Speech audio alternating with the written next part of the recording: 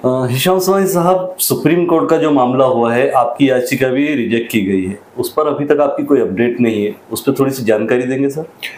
27 अगस्त को हमारी जो सिटी की पिटीशन थी वो लगी थी।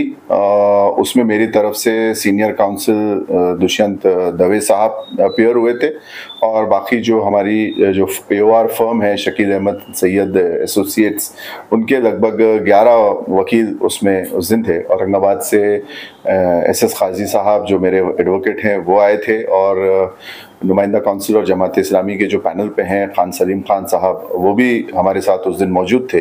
बाकी दीगर हमारे जो एडवोकेट्स थे वो भी सारे मौजूद थे और डबल बेंच के सामने ये मैटर निकला और उसमें लगभग 10 से 11 मिनट जो है वो दवे साहब ने बहस की और उसमें कोर्ट ने कई बातों पे एग्री भी किया। यानी उसके अंदर जैसे जब दवे साहब ने ये कहा कि ये जो कानून है नाम बदलने का, ये मैलिशियस है, नहीं ये जानबूझ के एक बदमाशी की जा रही है, तो कोर्ट ने उसके ऊपर भी अपनी एक तरीके से जैसे रजामंदी दिखाई।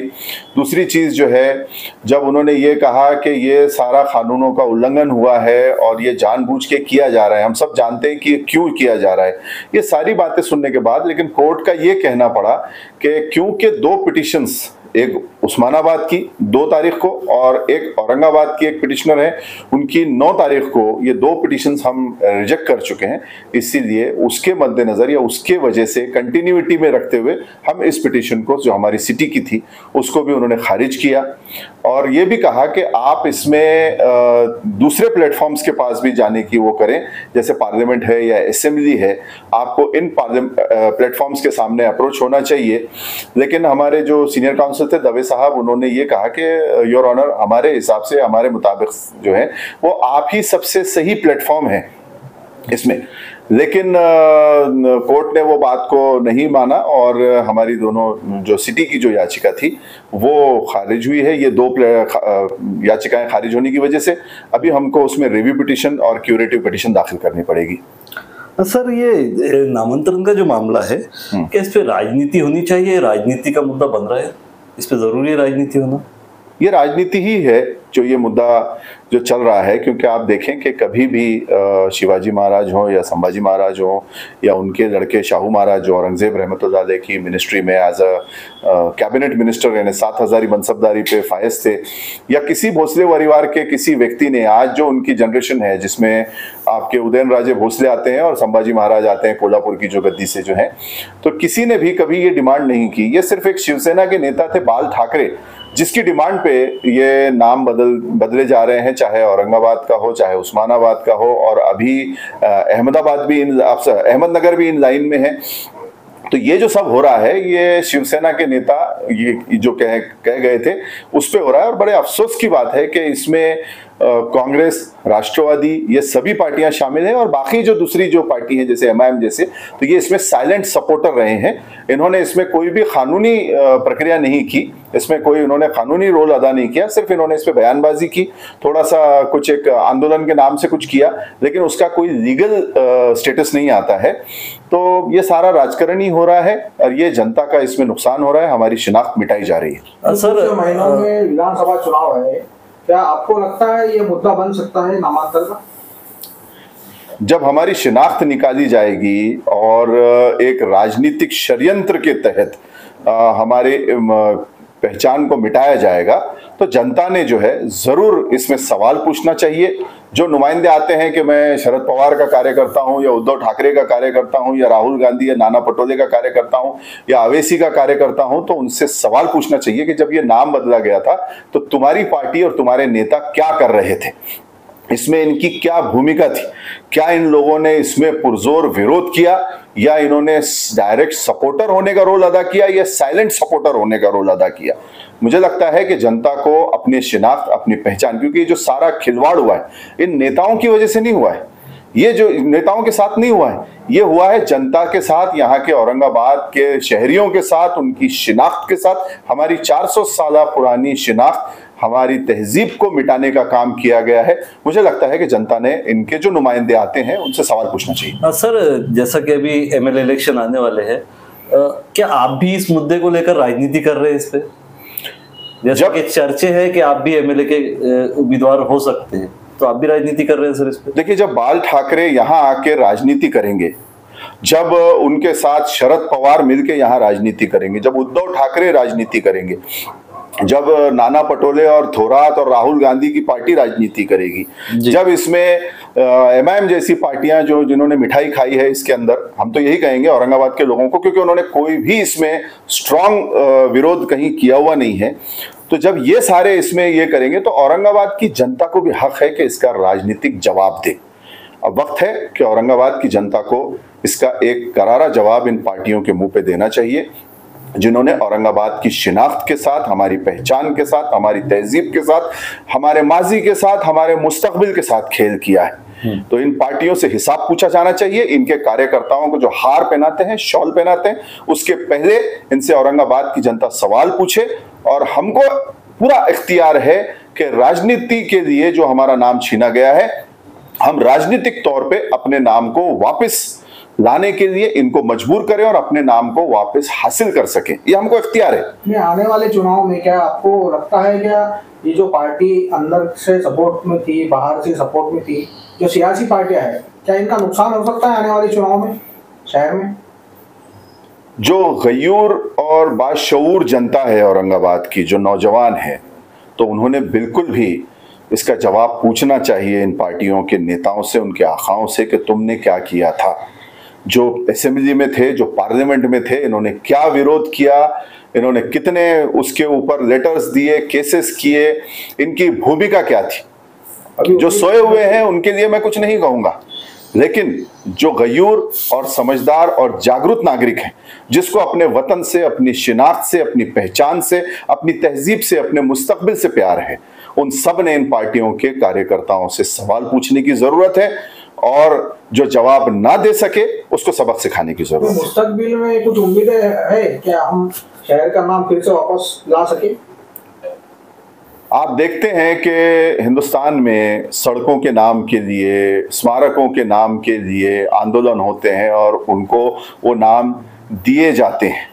तो हमारा तो ये 400 साल पुराना नाम है और इसको हम वापस ला सकते हैं। कानून में भी इसका प्रोविजन है। ठीक है, इस वक्त जो हुक्मरान बैठे हैं वो एक मानसिकता के हैं, कोर्ट्स पे भी कहीं ना कहीं हमको लगता है कि प्रेशर है, लेकिन अगर जनता इसमें सड़क पे उतरती है और अपना हक मांगने लगती है, इन कार्यकर्ताओं को साइड में करके, जो कहीं ना कहीं साइलेंट रोल अदा करके जनता को बहकाने का काम करते हैं, तो मुझे लगता है कि ये नाम बिल्कुल वापस आ सकता है। इन पार्टियों को मजबूर किया जाना चाहिए। इन जैसे मराठा समाज ने गांव बंदी की, उसी तरीके से इन पार्टियों को और इनके नेताओं और इनके कार्यकर्ताओं को भी महल्ला बंदी या बस्ती बंदी की जा सकती है कि आपको यहाँ पे कोई एंट्री नहीं मिलेगी जब तक आप हमारे शहर का नाम हमको वापस नहीं देते। इनको फूलों के हार पहनाने की बजाय किन चीजों के हार पहनाने की जरूरत है, ये जनता मुझे लगता है कि इतनी समझदार है। ये रिव्यू पिटीशन कब तक आ गया? हमारी रिव्यू पिटीशन जो है, अभी हमको उसमें 1 महीने का वक्त मिलता है। पहले मुझे लगता है कि जो हमसे पहले जो याचिकाकर्ता थे उनकी रिव्यू पिटीशन जाएगी या नहीं जाएगी, अब देखते हैं, लेकिन हमारी पिटीशन 1 महीने के अंदर अंदर जो टाइम है उसमें दाखिल हो जाएगी और उसके बाद हमारी क्यूरेटिव पिटीशन होगी, जो होती है कि हायर बेंच के पास ये केस ले जाए। जैसे अभी 2 जजेस थे, तो 2 जजेस के बाद अब ये 3 जजेस के बेंच पे जाए, इसीलिए हम इसमें क्यूरेटिव पिटीशन भी दाखिल करेंगे। सर, ये नाम कितना इम्पोर्टेंट है? मतलब ये नाम का मामला, डेवलपमेंट तो हो रहा है, ये इतना इम्पोर्टेंट क्यों होता जा रहा है नाम? देखिए, किसी भी तहजीब के लिए अपना नाम बहुत इम्पोर्टेंट है।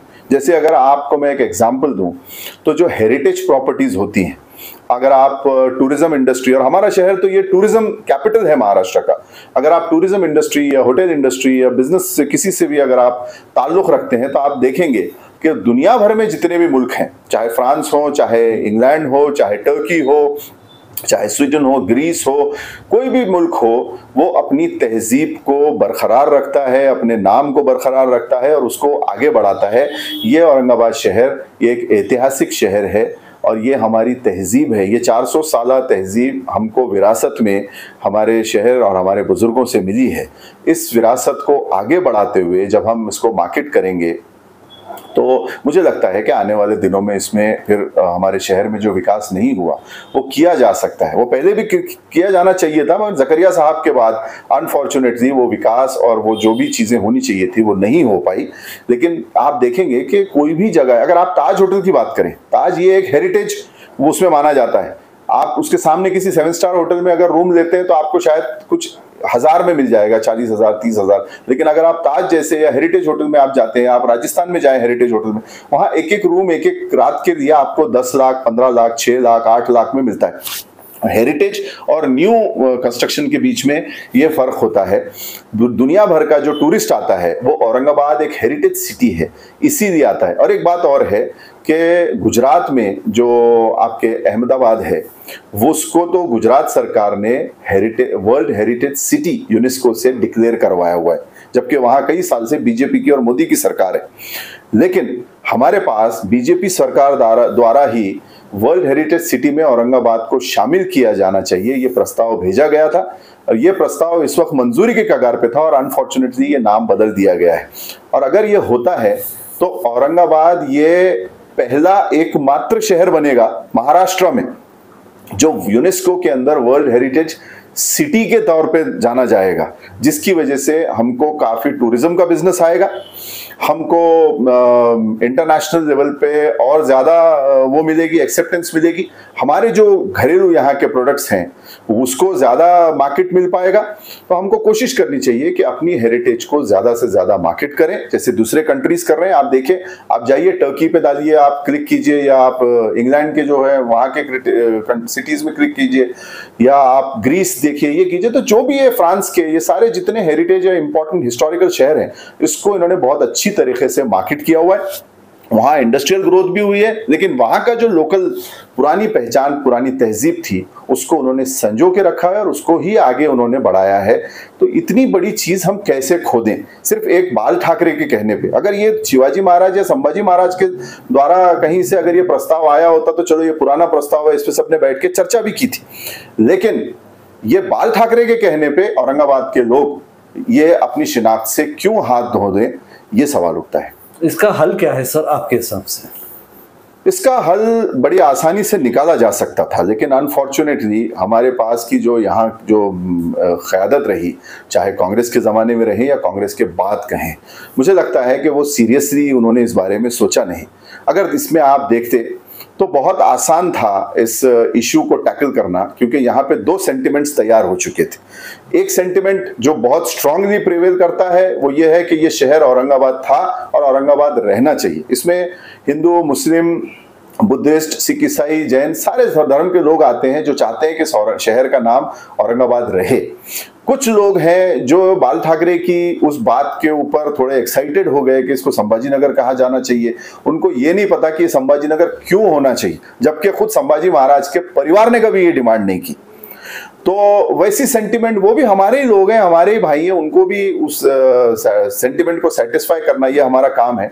ये किया जा सकता था। जैसे आप देखें कि इस वक्त पूना के अंदर जैसा शहर बड़ा हुआ तो 2 महानगर पालिकाएं हुई, पूना और पिंपरी चिंचवड। बॉम्बे के इर्द गिर्द कई जगहों पे जैसा एक्सपेंशन हुआ तो और म्युनिसिपल कॉर्पोरेशंस का अमल में क़याम में आई वहाँ पे। उसी तरीके से औरंगाबाद ये अभी, और जो जब मैं प्रेसिडेंट था कांग्रेस का, जब 115 वार्ड थे उसके बाद 126 हो गए थे। अभी जो हमको पता चल रहा था जो नहीं हुआ डिक्लेयर के 140 के ऊपर वार्ड्स जाने वाले हैं। अगर हम इसमें वालुज महानगर और सिडको के और जो फ्रिंज एरियाज हैं, जो झालर एरियाज हैं, देवलाई सातारा के आगे के बाड़ापुर, ये सारे जो न्यू डेवलपिंग एरिया है, चिकलठाना है, इधर से पीसा देवी के उधर का एरिया है, ये सबको भी अगर महानगर पालिका में ले लें तो यहाँ बहुत जल्द जो है 2 महानगर पालिका ये क़याम में आएंगी। जब 2 महानगर पालिका क़याम में आएंगी तो जो पुरानी महानगर पालिका है उसको औरंगाबाद के नाम से रखा जा सकता है। डेफिनेटली जब 2 महानगर पालिका बनेंगी तो उसका नाम दूसरी का आपको कुछ ना कुछ और रखना ही पड़ेगा।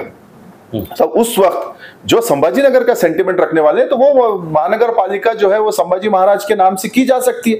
एयरपोर्ट का जब प्रपोजल गया था महाविकास आघाड़ी गवर्नमेंट के टाइम पे कि ये एयरपोर्ट संभाजी महाराज के नाम से किया जाना चाहिए, तो मुझे नहीं लगता कि किसी ने भी उसका विरोध किया था कि ये महाराज के नाम पे क्यों रखा जा रहा है। ये विरोध महाराज को नहीं है, ये विरोध शिवाजी महाराज को नहीं है, ये किसी धर्म विशेष का नहीं है, ये एक इलाके के लोगों का विरोध है कि आप हमारी पहचान क्यों खत्म कर रहे हैं। मैंने इससे पहले भी कहा कि अगर ये रामपुर सीतापुर होता तो हम उसके लिए भी लड़े होते, क्योंकि ये मुल्क, पूरा मुल्क हम सबका है, हिंदू मुस्लिम यहाँ रहने वाले, बुद्धिस्ट सिख ईसाई सबका है।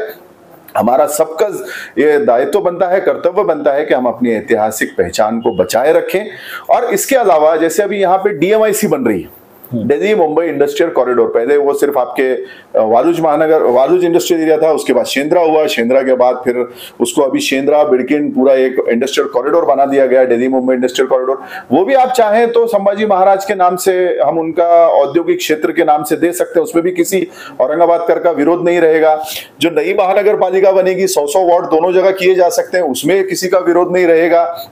एयरपोर्ट के लिए हालांकि पहले ये डिमांड हो रही थी कि ये एयरपोर्ट ये जकरिया साहब का यहाँ पे लाया हुआ है, तो एयरपोर्ट ये जकरिया साहब के नाम से होना चाहिए। लेकिन जब इतना बड़ा मुद्दा अगर एक तरीके से हल हो रहा था, इसलिए किसी ने उसका विरोध नहीं किया। तो सवाल ये है कि हम सिर्फ अपनी शिनाख्त के लिए लड़ रहे हैं और ये हमारी पहचान है, लेकिन बीजेपी इसको हिंदू मुस्लिम करके उसको उस पर ले जाना चाह रही है।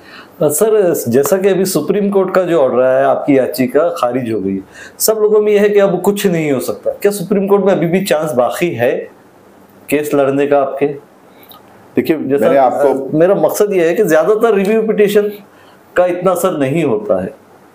सिटी के अंदर जरूर हमको ये 2 याचिकाओं की वजह से जो लड़ी ही नहीं गई, जैसे मेरे उसमें मैंने ऑर्डर की कॉपी आपको दी है, मेरे उसमें 12 वकील खड़े थे, इंक्लूडिंग मेरे सीनियर काउंसिल दवे साहब, जिन्होंने अभी हाल ही में जो एक ऑर्डर लेके दिया जिसमें जस्टिस गवई साहब ने कहा कि किसी के घर पे भी बुलडोजर नहीं चलाया जाना चाहिए, उसमें भी सीनियर काउंसिल दुष्यंत दवे साहब ही थे जो हमारे साथ में इस याचिका में थे।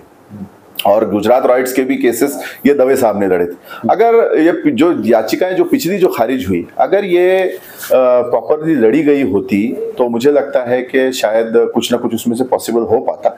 लेकिन अभी सिटी में हमको सेटबैक बैठा है, इनकी वजह से हम कोशिश करेंगे कि रिव्यू पिटीशन और उसके बाद क्यूरेटिव पिटीशन। क्यूरेटिव में ये होता है कि आप 2 जजेस की बजाय उसको फिर 5 जजेस सुनते हैं और 5 जजेस के बाद उसको 3 जजेस के पास ट्रांसफर किया जाता है।